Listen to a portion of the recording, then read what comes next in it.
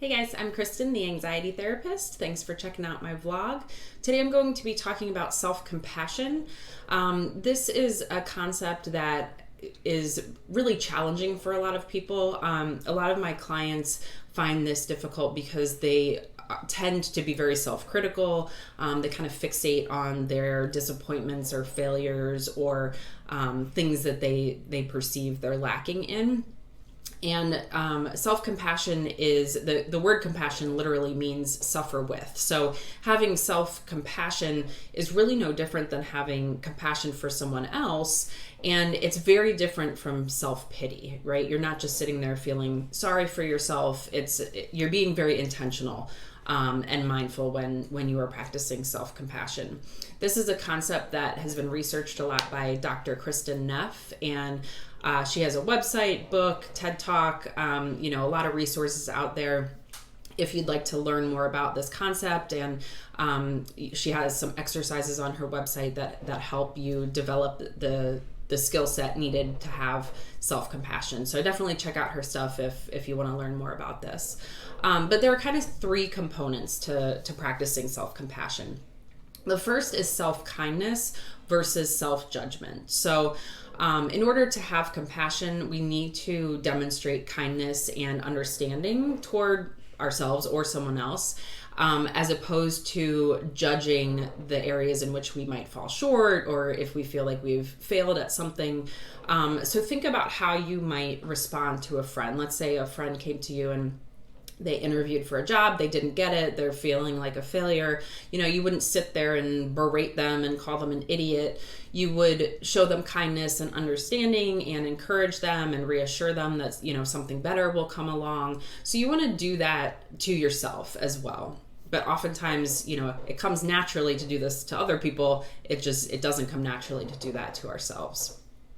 The second component is common humanity versus isolation. So suffering is part of the human experience. And yes, we vary it varies in degrees and, how resilient some people are or how some people cope. But overall, suffering is sort of, it can be generalized to the human race. And just in being human, we are mortal, we're vulnerable, and we're imperfect. And so it's really important to take that into account, because a lot of times when we are going through something challenging, we do feel really isolated, and we can feel kind of targeted or persecuted or have this like, why me type of mentality.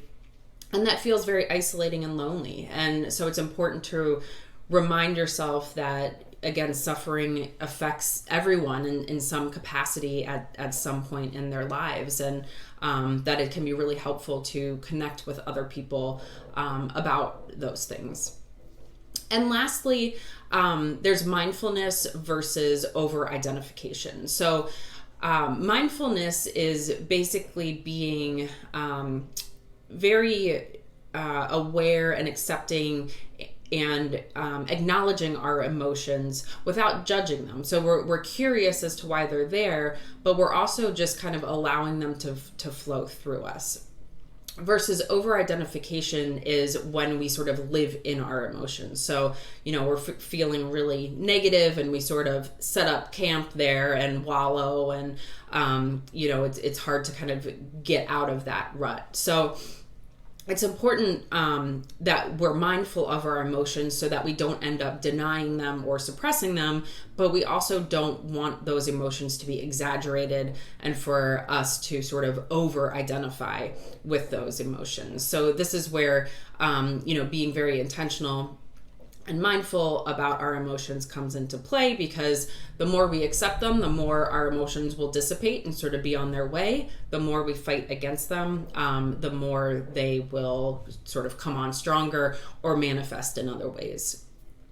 So basically the process is that, we notice suffering, our heart responds, we feel moved by the suffering, we offer kindness and understanding, and we realize that suffering, failure, and imperfection are part of the human experience. And so what we are experiencing is not something necessarily unique. It's, obviously we all experience things differently, but the suffering itself, those emotions themselves are not unique, and it's something that everybody deals with at some point or another, and that it will pass, that we just have to sort of get through it, that temporary time period. So I hope this was helpful.